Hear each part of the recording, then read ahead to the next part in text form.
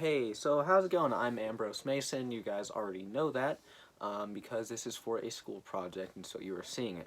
I'm doing this with no script. It's all one take. There will be a little bit of editing, just, incorporating some photos where they need to be. But I have my Chromebook here for some notes. So let's get started. So the topic I chose was graffiti, what all of it's about, what it's done for communities, the different things about it, its history, the various equipments you may need, the different font styles, a couple different people in the community, which one of them is actually a crew, which has 20 to 30 people, but we'll get into that later. First, let's start off with the history. So basically, it went from cave drawings to stuff in ancient Rome to modern graffiti, which was started back in 1967 by a kid by the name of Cornbread on Instagram. I think he goes by the original Cornbread. Anyways, so with the cave drawings, the oldest one that we know of is about 64,000 years old. I believe it's from a cave in Spain. Now, obviously, cave drawings, they were of animals, they were of things that people saw in the natural world. And oftentimes they would be from those nearby areas, like they would draw it in those areas that they saw nearby. They would like go into caves and draw things that they had seen nearby that cave is what I'm trying to say. In Rome, they were poems they were love poems, they were jokes, or they were things to bash other like candidates for roles. And a bunch of other things. One of them, it says, let's see. So, but the word graffiti, it comes from the Greek and Roman word, and it wasn't prohibited. So, graffiti stems from both Greece and Rome. It comes from the words graphio, which means scratch or scrape, because people would scratch or scrape things into the walls. And the Greek word graphene, or graphine, I don't know how to pronounce it, which means write, draw, or scratch. So both of those words have aspects of write, draw, or scratch, or scrape, or whatever.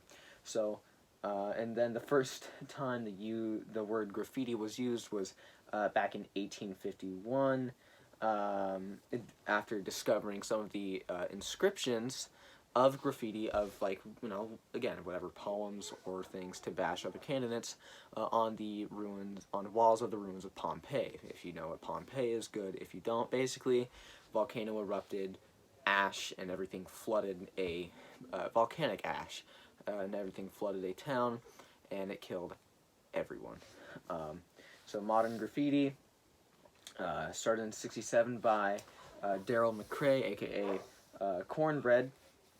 Cornbread, he was a kid from Philadelphia. He got his name after, liking his grandma's cornbread. So he decided, hey, to woo this girl, to try and get her attention, I'm going to spray paint my nickname, Cornbread. And so it didn't work, but he just kept continuing on. At one point, people thought he was dead, but then on an elephant, he said, Cornbread is still alive. And it got a lot more popular in the 1990s, and then in 1992, a lot of laws were passed for vandalism and whatnot, and control of spray paint sale. So yeah, so that's history of graffiti. This next one is, well, really, what is graffiti? Basically, graffiti, for the most part, is the modern art of putting your tag somewhere. So oftentimes the tags are words, and if they're not words, they're murals, and those murals, which are still illegal unless you go to a legal wall, which again I'll explain that later, those murals are classified as street art. So all street art is graffiti, but not all graffiti is street art, if that makes sense. And for some, it was a sense of freedom. It was a self-expression. For me, it is, because I just love looking at it. I love seeing people's different art styles and them expressing themselves. That, to me, is really important, and it builds communities. It also does break down communities, depending on how it goes. Gangs use it, or people just like me or younger use it.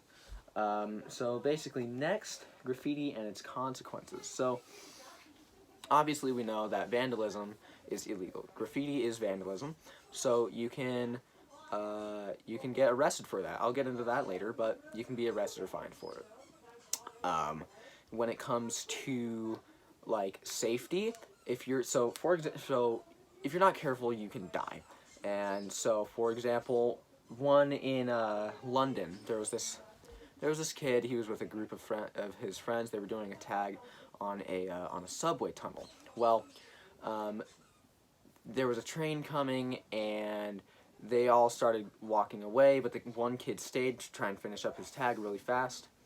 He didn't end up making it. He got hit by the train, and so his four friends left him there. They went to the police station, and they explained the situation. They said, "Hey, we were in this tunnel, and our friend didn't get out of the way in time."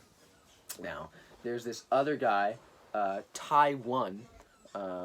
He was an artist from San Francisco, and he was shot in the back of the head while trying to flee down a flight of stairs. He was suspected to be a burglar, but even though eyewitness accounts say no, he was just on top of the roof doing a tag. The thing is, these eyewitness accounts were taken in for serious questioning in the court case because, they were all junkies. They were all drug addicts, and the court was like, no, we're not going to take your word because you could just be hallucinating what you saw. This next one is graffiti or street art. Graffiti is more word-based. You can use different fonts and whatnot with your tag. You can use different styles, different colors and whatnot, and you can do the same for street art, but street art is more image-based. Like I said, murals of, like, say, an artist that you like, or something that Banksy does, which I'll talk about later, where he will put political messages in spray paint, and he'll just put them in various different places. So now, let's go to the different graffiti icons. Now, there are some more known artists and icons that you might know. So, Banksy, Weckman, and One Up. Banksy, he does more political art. He's done some regular tags where it's just Banksy, but he's more known for his political aspects, and he's world famous for his anti-authoritarian art, one of which is the Balloon Girl, if you've ever heard of that, or if you've ever seen it. I may put an image right about here. And so, yeah, he's 48 years old. He was born in, 1974, and he's in the UK. He's doing pretty good. Weckman, I believe, yeah, he's a part of a Russian crew, and they reign over a lot of, I believe it was Eastern Europe. Yeah, Russia and Eastern Europe. So they do tags all over the place. I don't think anyone knows his identity except for those that are actually in the crew, and even then. But One Up themselves, they are a big crew. 20 to 30 people. They'll do a whole subway just like that, 5 minutes tops. Lesser known artists are Puek. He's not anywhere on social media. I've personally seen some of the photos of him, as you may see here. Yeah. So, and he's more in the Sacramento area, Oakland, downtown. He's all around, like, mainly Sacramento. And then Acer, he was based in New York, but him and a friend of his, they were doing a piece, and they got arrested, and they're still, I believe they're still serving in San Francisco County Jail. They're serving all of their time. So, graffiti laws and legality. There's two separate There's two separate charges that you can get, which they fall under codes 594A 1 through 3 in the California Penal Code, and 594B 1 in the California Penal Code. 1 through 3 are misdemeanors, is a misdemeanor, where if the damage is below $400, you can spend up to 1 year in county jail, get fined $4,000 or both. For a felony, if you do more than $400 worth of damages, then the penalty sentencing is up to 3 years, being charged up to $50,000 in fines, or both. So you don't want to get caught doing this, but yeah, you know, graffiti equipment. There's a ton of different things that you can use. So you can use spray paint, you can use regular paint, which, you know, like bucket paint, right? Or you can use mops. But on the cans, there's different nozzles. They do different things, and then you can also use pens and markers. So with the markers, it's more like Sharpies or paint-based paint markers.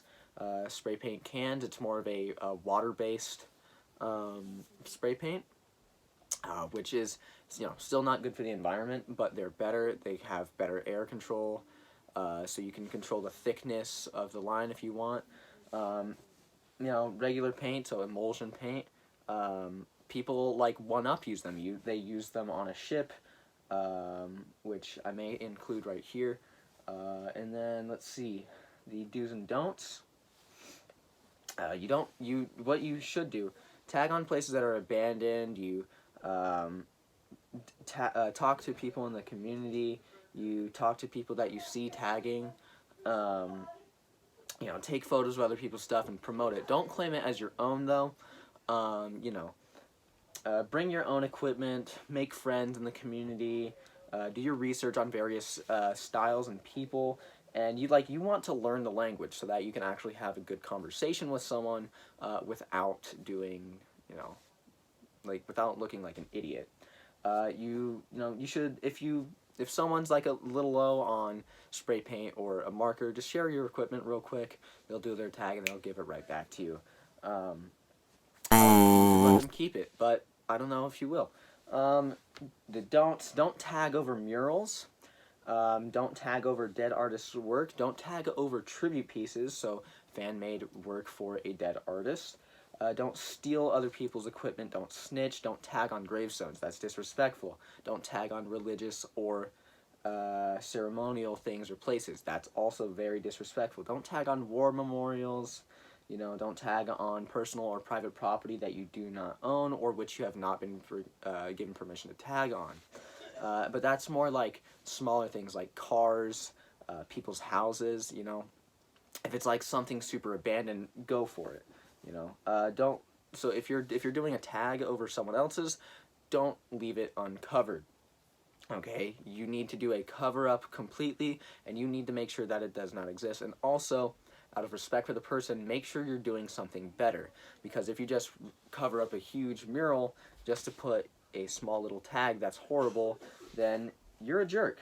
Don't ask to be put in a crew. You'll get put in a crew if you are. You know, that is based on your luck.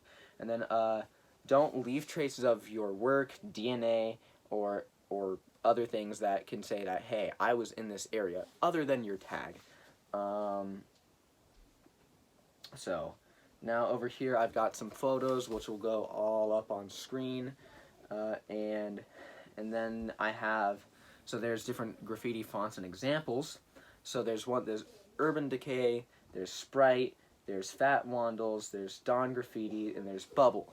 Now that's only 5, and there are dozens. I mean dozens. I could probably do a whole video on the different fonts and where they came from, or just the different fonts in general. So the more you know.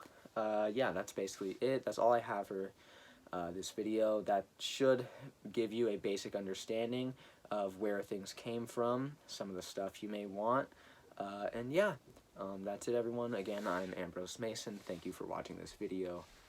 Peace.